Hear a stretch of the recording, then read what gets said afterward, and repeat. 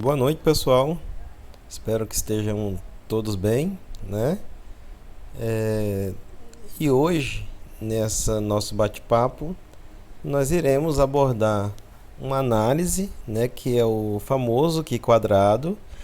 E o Q quadrado ele verifica associações entre variáveis categóricas, né? Até então, estávamos trabalhando, né, com análises que sempre eram que nem foi o teste T, era uma variável categórica e uma variável quantitativa, a nova também, né? E agora nós vamos trabalhar com o Q quadrado, com um tipo de análise que as duas variáveis, tanto a preditora quanto a variável resposta, são variáveis categóricas, né?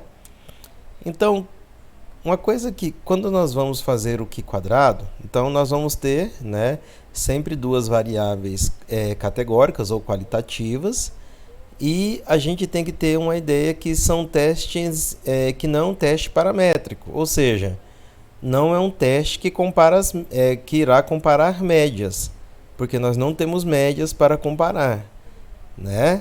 A gente vai daqui a pouquinho vai entender um pouquinho melhor esse teste de Q quadrado, mas não é um teste paramétrico, porque os testes paramétricos, como o teste T, a nova, por exemplo, eles são testes paramétricos porque eles trabalham com comparações de média, né? Neste caso não, tá? No caso do Q quadrado. E a gente vai ter que ficar atento à tabelinha, que nós chamamos de tabela de contingência, que a gente usa para fazer a análise do Q quadrado, para a gente não ficar querendo comparar muitas variáveis qualitativas, porque depois as comparações ficam um pouco confusas, vão ficar confusas e a gente vai ter um pouco de dificuldade para interpretar. Mas o que a gente tem que entender do Q quadrado, que não é um teste paramétrico, tá? E a gente tem que ter só cuidar um pouco com a quantidade de variáveis que nós vamos comparar, tá? Para não ficar com aquela tabela muito grande, comparando muitas coisas e depois não fazer muito sentido o que estamos comparando, tá? Eu vou dar um exemplo aqui no nosso bate-papo hoje, tá? Então, a escolha do teste, que nós temos como variável resposta uma variável categórica, e nós temos como variável resposta, né, também uma variável categórica, tá? Como eu já havia dito. É um teste, né? Se a gente vê o teste T, por exemplo, ele é, né, ó, uma variável, a resposta é quantitativa e a explicativa ela categórica. No caso aqui, ambas são categóricas, tanto a explicativa como a resposta. Tudo bem? Então vamos dar um exemplo aqui, né, do Q quadrado para a gente pensar um pouquinho como que a análise vai funcionar. Então vamos supor que nós queríamos verificar a disposição para pagar, que as pessoas tinham, né, para pagar pela limpeza de banheiros públicos, tá?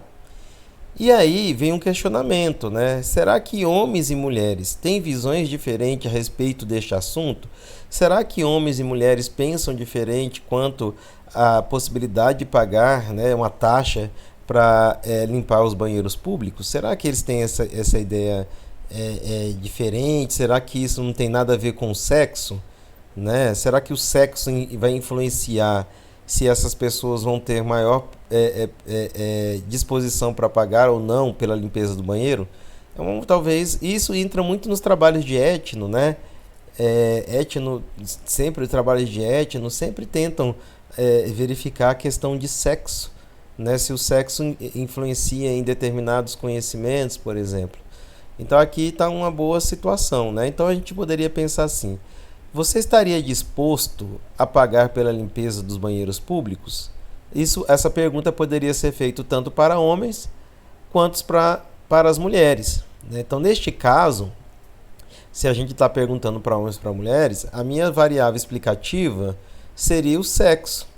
E a variável resposta seria a disposição a pagar pela limpeza desses banheiros públicos. Ou seja, pode ser que homens e mulheres tenham disposições distintas, né, com relação a pagar pela limpeza desses banheiros públicos.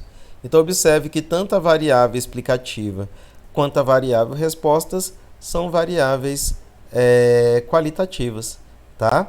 A explicativa seria o sexo, né, ou a variável dependente, e a variável resposta ou independente, né, seria a disposição a pagar, tá? Então, vamos continuar aqui, né? Vamos pensar aqui então. Cada variável, como que eu falei, você poderia comparar quantas variáveis você quisesse comparar, né? Então eu poderia comparar sexo, disposição a pagar, a cidade que mora, por exemplo, né? Seriam três variáveis, mas talvez essas comparações não faziam muito sentido, fazer três comparações. Então você só tome cuidado no que você vai comparar, tá? Então você tem que ter uma pergunta norteadora, né, para você poder fazer essas comparações. Não sai agora comparando todas as variáveis qualitativas sem um determinado objetivo que você tenha, né? Eu expliquei também em aulas bem no início que nós temos que as análises elas podem ser de inferência ou de causa e efeito ou de associação, né?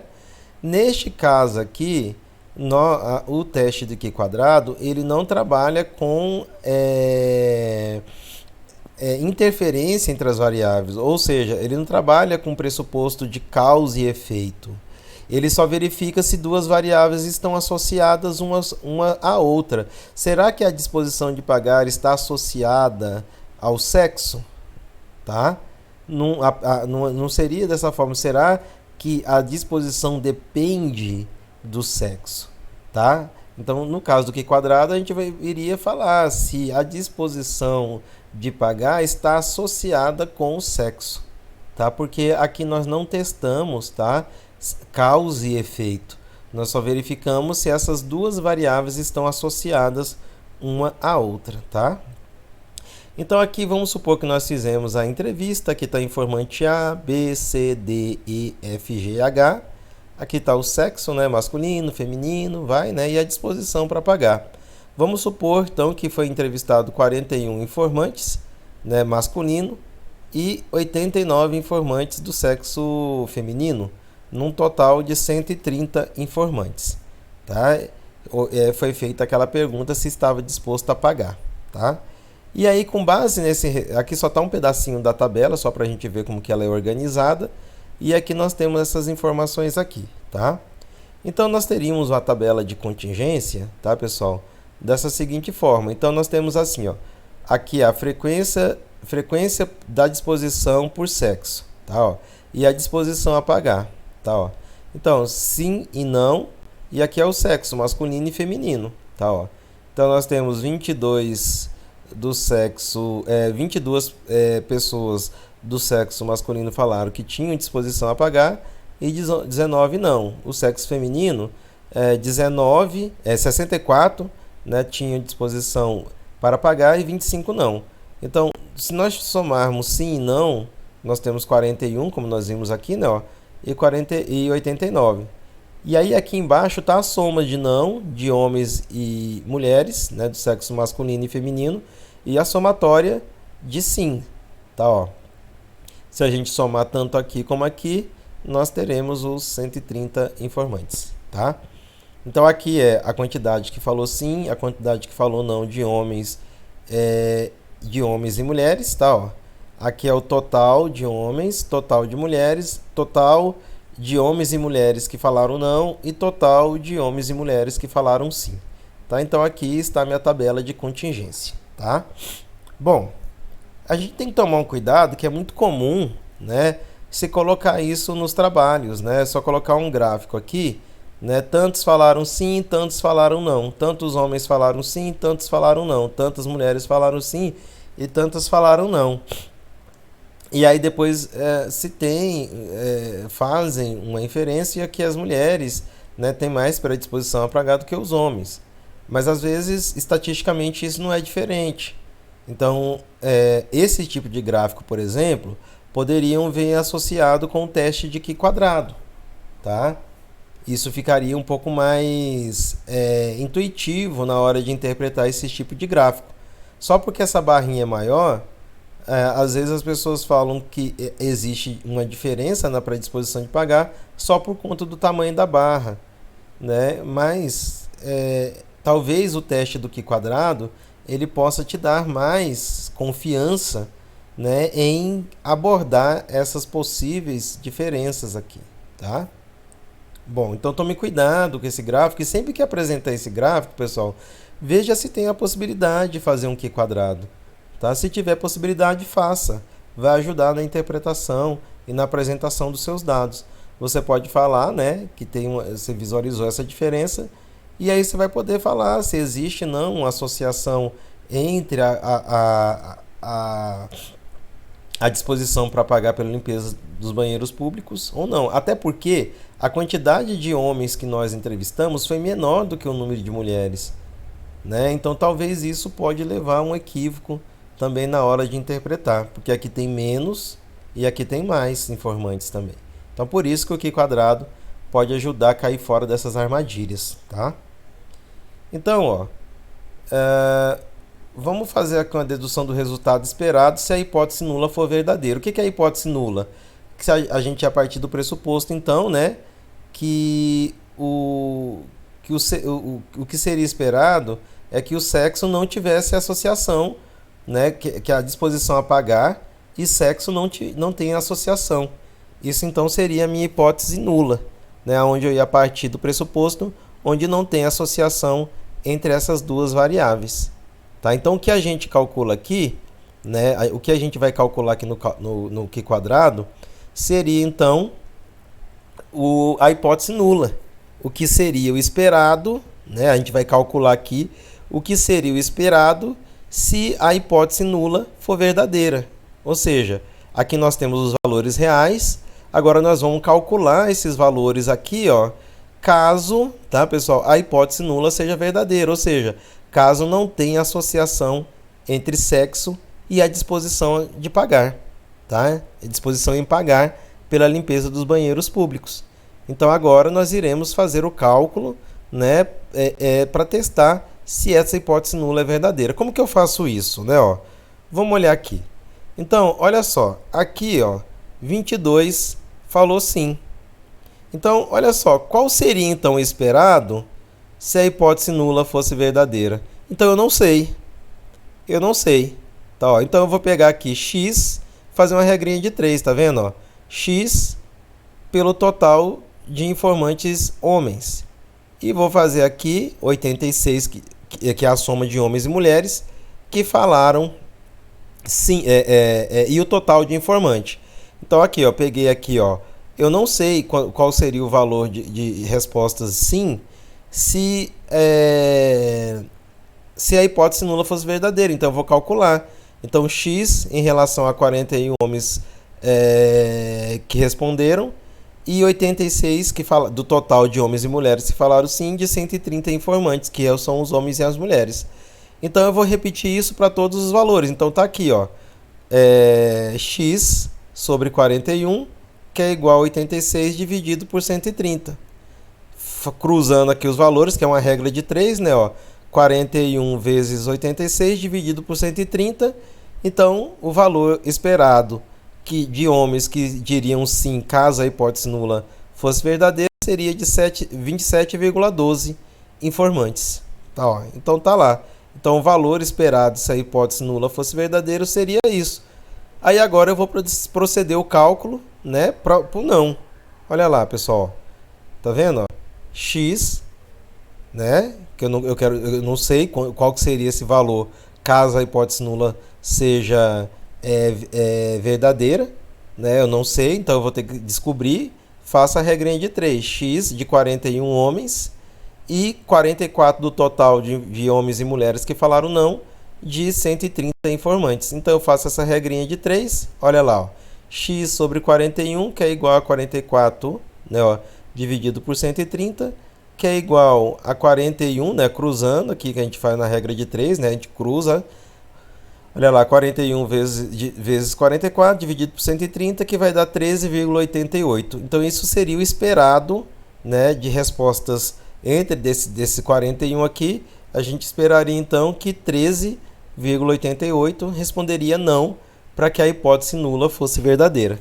E agora eu vou fazer a mesma coisa para as mulheres. Olha lá, X de 89 mulheres, 86 de 130. Tá vendo, ó? Vou cruzar, né, multiplicar, fazer a regrinha de 3. Então, o esperado, que a gente esperaria que respondesse sim para que a hipótese nula seja verdadeira, ou seja, para que não haja associação entre a disposição de pagar, né, a disposição de pagar e o sexo, a gente esperaria que 58,8 informantes, né, de mulheres respondessem sim. Agora, calculando para o não, olha lá, X, né, de 89 e 44 de 130, né, ó.